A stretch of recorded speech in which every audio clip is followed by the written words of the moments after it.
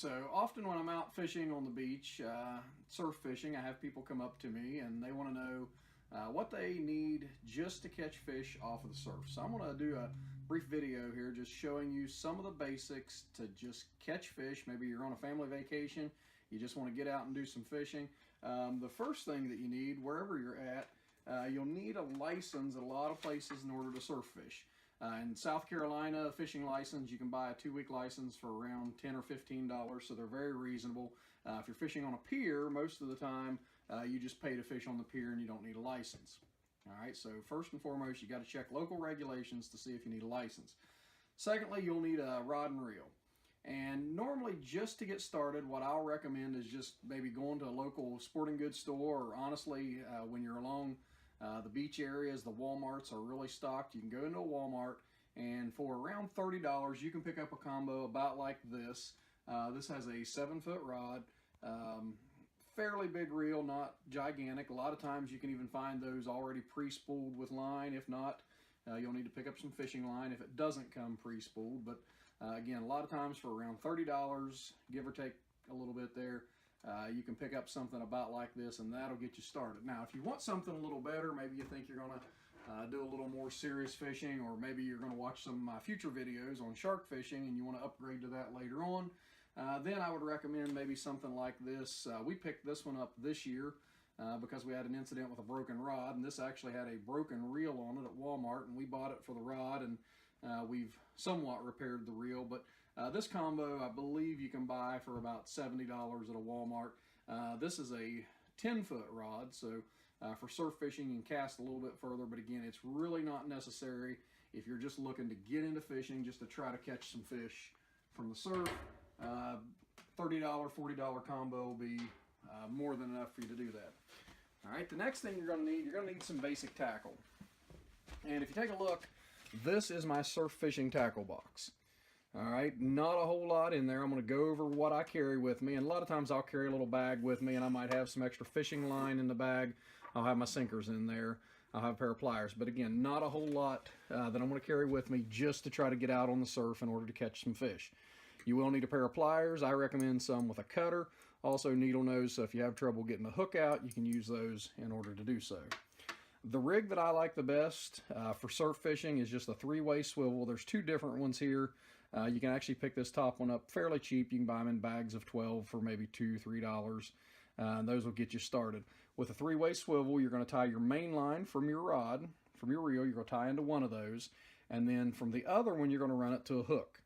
All right, and what I recommend there, you got a couple of options. If you're just getting into fishing, if you buy 25-pound test main line and you spool your rod with that, you can just take that and run it directly to the hook. If you want to spend a little more money, increase your chances, this is actually Vanish, which is a fluorocarbon, and I'll use fluorocarbon just from the leader down to the hook, and that increases your chances just a little bit. It makes that line a little less visible when it's underwater to the fish. But again, not really necessary to spend the $10 or $12 on a roll of that to have for that. You can get by with your just using the normal main line in order to do it. So from one of those on the 3-way swivel, you're going to come down to a hook. And what I've got here, I've got a couple different hooks. Depending on what you're going to do by way of fishing, you kind of pick your hook accordingly. First thing, most of the fish you're going to catch in the ocean, these top 4 hooks that we have up here, and again, those are very, very small. Fish in the ocean don't have a great big mouth, so small hook is normally good enough. You don't need a big gigantic hook. Again, watch for future videos. I'll get into uses for the gigantic hooks. If you're going to fish at night, maybe try to catch some stingrays or some small sand sharks or baby blacktip sharks. You might go with something this size, but again, not really necessary if your goal is just to get out on the beach and try to catch some fish. There's 2 different styles that I have here. What I have over here, these are just normal octopus hooks, almost the same as a normal J hook, other than the top is angled just a little bit. It's not really necessary. I like them, but I'm not necessarily recommending those. If you go with this style of hook compared to here, and I'll get to those in a moment, one thing with these, you do normally need to yank it a little bit in order to get a hook set. I'm kind of old school. I like fishing that way. I'll stand with the rod in my hand, normally with my finger on the line, so I can get a little extra feel, so I can tell the difference in the rhythm of the ocean and a fish actually biting. When I feel that break in the rhythm of the ocean, that tap, tap, tap through the line on my finger, then I'll yank and I'll set the hook. And again, that's with this style of hook here and here. It means you got to be a little bit more involved in your fishing. Now, if you're going to set it down in a rod holder and walk off and forget about it, then I would recommend going with something like one of these here circle hooks. These are both just small circle hooks. With those, the important thing to remember is you don't yank it. When you're getting that bite, you see the rod start to bounce up and down, you just go and you reel. It's real important. You yank it, a lot of times you'll just yank the hook right out of their mouth. If you take a look, you'll see that the tip of that is actually bent back, whereas this one is straight. A lot of times when I first start fishing off the surf, maybe I'm trying to catch some fish for bait, I'll use a J hook because I'm going to be really involved in the fishing. Then if I'm fishing big baits on a rod, maybe I'm not going to be watching the smaller rods as much, then I'll go to these circle hooks where I can just set it down and kind of let it go. And again, the bigger circle hook at the bottom would be good for sand sharks or stingrays or things like that, especially if you're going to fish at night. Since I'm on the hooks, I'll go ahead and talk about bait.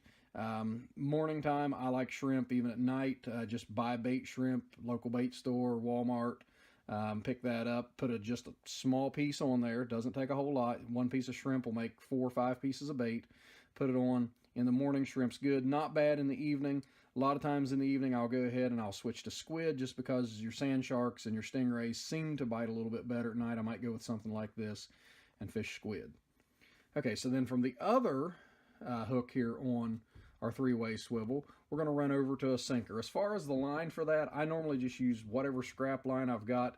If I'm really worried, if my sinkers are maybe snagging and I'm getting hung up a lot, I might go with something a little bit lighter than my main line, a little bit lighter than the leader line going to the hook. That way I can break that off and not lose the whole entire rig. Otherwise, whatever I've got, if I've spooled a rod and I've got a little bit of a spool left, whatever it is, I'll just make a line, run over to my sinker again off of the other one. On the end of these, I normally just tie it in a loop. Loop that over, make a little lasso over the sinker. That way when I'm done fishing, I can just undo the lasso, pop the sinker off, put it back in my bag, and I don't have that sinker to contend with.